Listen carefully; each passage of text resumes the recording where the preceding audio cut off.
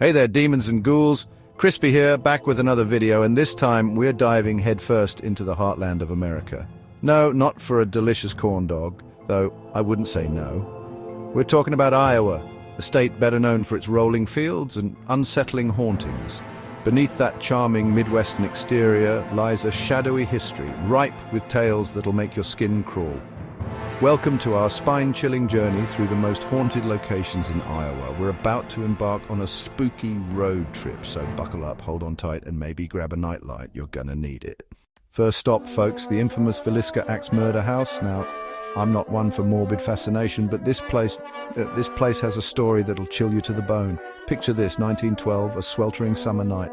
The Moore family sound asleep in their beds, unaware that their peaceful slumber is about to be shattered. An intruder armed with an axe enters the house and, well, let's just say it wasn't pretty. The details are gruesome, the crime unsolved, and the house, it's been shrouded in an eerie silence ever since. Except it's not exactly silent, is it? Visitors and investigators have reported all sorts of strange happenings. Disembodied voices, footsteps in the dead of night, and even the feeling of being watched. Some say it's the victims unable to find peace, their souls forever tethered to the site of their gruesome demise. Now, I'm not saying I believe it, but I'm not saying I don't. What do you think? Could you spend a night in the Villisca Axe Murder House knowing its bloody history? Let me know in the comments if you dare. Moving on, let's talk about the evidence, or lack thereof. See, the axe murders remain unsolved to this day. There were suspects, sure, but no concrete evidence, no smoking gun, or should I say, smoking axe. It's a real head-scratcher, and the mystery only adds to the chilling aura of the place. Imagine the fear that must have gripped those poor souls on that fateful night. The darkness, the silence, broken only by the sound of an axe. It sends shivers down my spine just thinking about it. But here's the thing about the Villisca Axe Murder House. It's not just about the gore, the violence, it's about the lingering questions, the unanswered cries, the palpable sense of unease that permeates every inch of the house. Some say the house is a beacon for paranormal activity, a magnet for troubled spirits. Others claim it's nothing more than an old house with a tragic past. But one thing's for sure, the Villisca Axe Murder House is a chilling reminder that some mysteries are never truly laid to rest. Next up on our spooky road trip is Edinburgh Manor. Now this place has a different kind of energy, less violent murder, more lingering despair. You see, Edinburgh Manor wasn't always a creepy abandoned building. It used to be a mental institution. And let's just say the treatment of mental illness back in the day, well, it wasn't exactly sunshine and rainbows. We're talking straitjackets, electroshock therapy, the whole shebang. It's no wonder then that the patients who died within those walls might have some unfinished business, some lingering pain they need to express.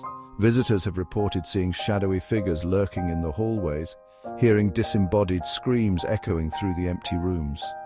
Some even claim to have been touched, grabbed, held back by unseen forces. Now, I'm not saying it's the ghosts of mistreated patients seeking revenge, but I'm not saying it's not. What do you think? Are the spirits at Edinburgh Manor simply seeking solace, or do they have more sinister intentions?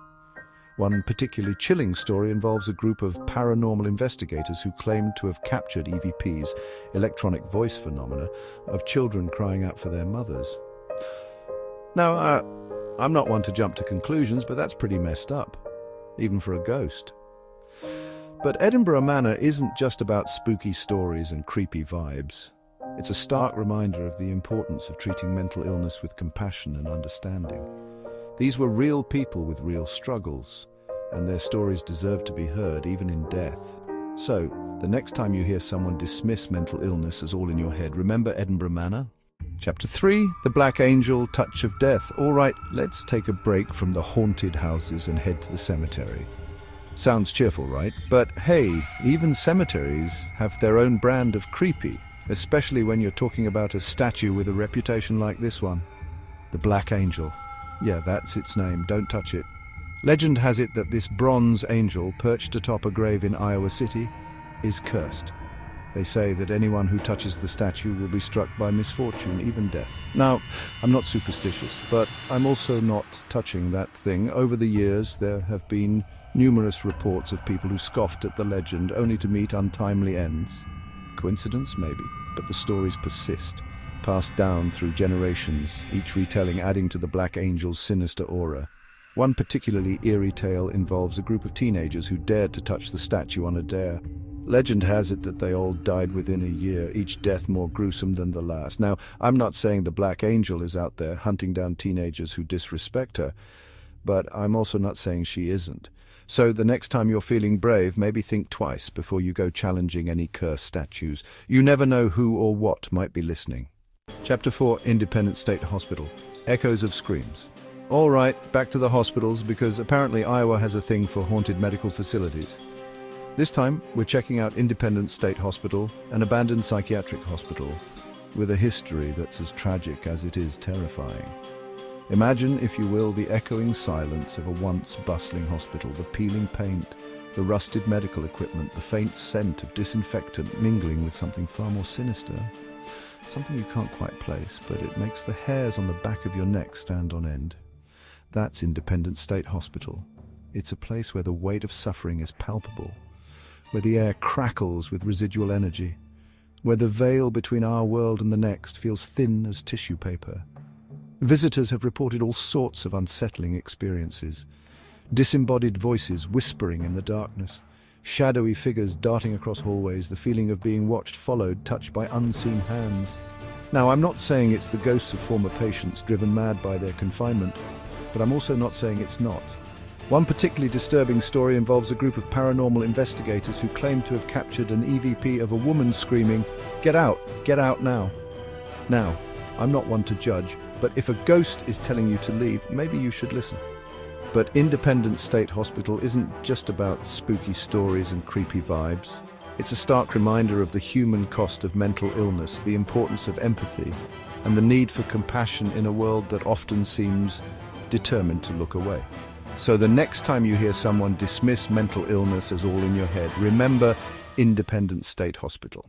Chapter 5, The Mason House Inn. Checking in, never leaving, last stop on our haunted Iowa adventure, and we're ending things on a slightly more hospitable note. Well, as hospitable as a haunted inn can be. This is the Mason House Inn, a historic landmark with a charming facade and a not-so-charming secret. It's crawling with ghosts. But unlike our previous stops, the Mason House Inn isn't known for its malevolent spirits or tragic past. In fact, the ghosts here are said to be more mischievous than malicious, more Casper than Freddy Krueger. Guests have reported all sorts of strange occurrences: lights flickering on and off, doors opening and closing on their own, the sound of children laughing in the dead of night. Some even claim to have seen apparitions, ghostly figures dressed in period clothing, going about their business as if they were still among the living. Now, I'm not saying it's a ghost party every night at the Mason House Inn, but I'm also not saying it's not. One particularly amusing story involves a guest who claimed to have been woken up in the middle of the night by a ghostly cat jumping on the bed. Now, I'm not saying I believe it, but I'm also not saying I don't want to. A ghost cat? That's adorable. But the Mason House Inn isn't just about spooky stories and playful spirits. It's a reminder that history is all around us, woven into the very fabric of our lives, even in the most unexpected places. So the next time you're checking into a hotel, take a moment to appreciate the stories those walls could tell. You never know who or what you might encounter. See you on the flip side. Well, there you have it, folks. 5 of the most haunted locations in Iowa, each with its own unique brand of creepy.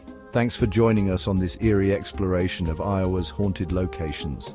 If you enjoyed this video, don't forget to like, subscribe, and hit the bell icon for more spine-tingling content. We're always on the lookout for the next big scare, so be sure to let us know in the comments if you have any suggestions for future videos. Share your own ghost stories in the comments below. Who knows, maybe your story will inspire our next haunted adventure. Until then, sleep tight and don't let the ghosts bite. Or, do whatever floats your boat, or should I say, whatever makes your Ouija board spin.